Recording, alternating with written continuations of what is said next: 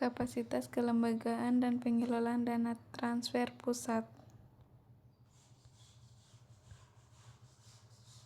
Latar belakang transformasi tata kelola. Desentralisasi fiskal bertujuan menutup fiskal gap antar wilayah, namun ketergantungan daerah di Sulawesi Tenggara terhadap transfer pusat masih mencapai 70% sampai 80% dari struktur anggaran pendapat belanja daerah. Urgensi Undang-Undang HKPD. Undang-Undang Nomor 1 Tahun 2022 membawa paradigma baru, sinergi fiskal nasional dan penguatan lokal taxing power melalui akuntabilisasi berbasis kinerja. Dimensi kapasitas kelembagaan, sumber daya manusia, aparatur, kompetensi teknis perencanaan, penatausahaan dan adaptasi sistem digital. Kedua, sistem dan prosedur, sinkronisasi dokumen perencanaan dengan anggaran pendapat belanja daerah. Ketiga, pengawasan internal, efektivitas inspektoral daerah dalam mekanisme. Keempat, kualitas regulasi, ketersediaan perda atau perkada pendukung yang relevan dan konsisten. Konteks kewilayahan Sultra. Sulawesi Tenggara terdiri dari 17 kabupaten atau kota dengan karakteristik geografis yang kontras antara daratan atau industri nikel dan kepulauan atau Wakatobi dan Buton.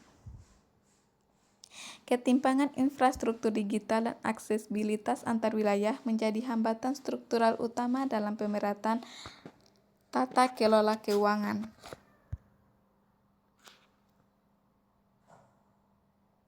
Rumusan masalah penelitian kondisi real, bagaimana kapasitas kelembagaan pemuda Sultra pasca desentralisasi.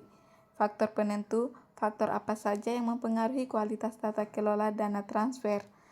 Praktik tata kelola, bagaimana siklus perencanaan hingga pertanggungjawaban dijalankan. Kendalanya, apa hambatan terbesar dalam optimalisasi dana transfer pusat. Metodologi dan reformasi tata kelola keuangan.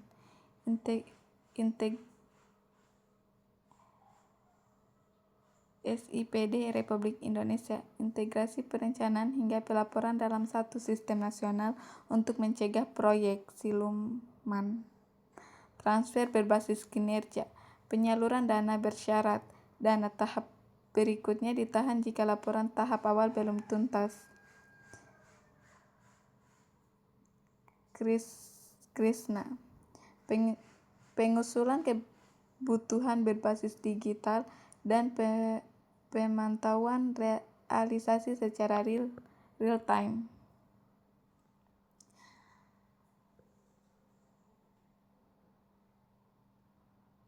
Analisis ketimpangan kapasitas sumber daya manusia. Yang pertama, wilayah perkotaan, siap dan komponen 85%, wilayah terpencil, kesulitan sistem 45%, perangkat desa butuh pendampingan 30%. Ketergantungan fiskal daerah 80%, risiko fiskal tinggi. Sebagian besar kabupaten kota di Sulawesi Tenggara bergantung sepenuhnya pada dana transfer pusat.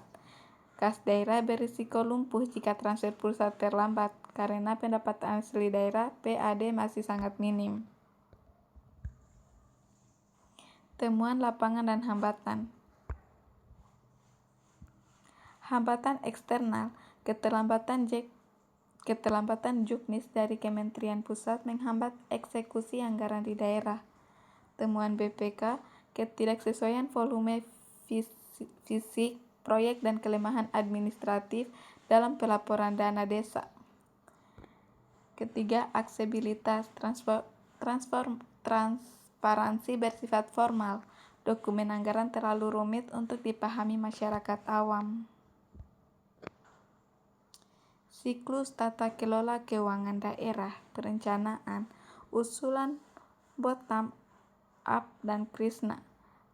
penganggaran, penetapan anggaran pendapat belanja daerah, dan KUA PPAS, pelaksanaan pencairan berbasis SIPD, pelaporan audit BPK.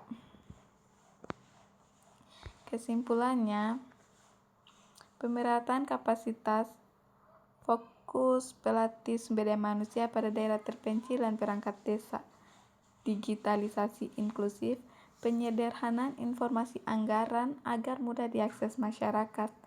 Yang ketiga, responsif geografis, mekanisme transfer yang mempertimbangkan karakteristik daerah kepulauan.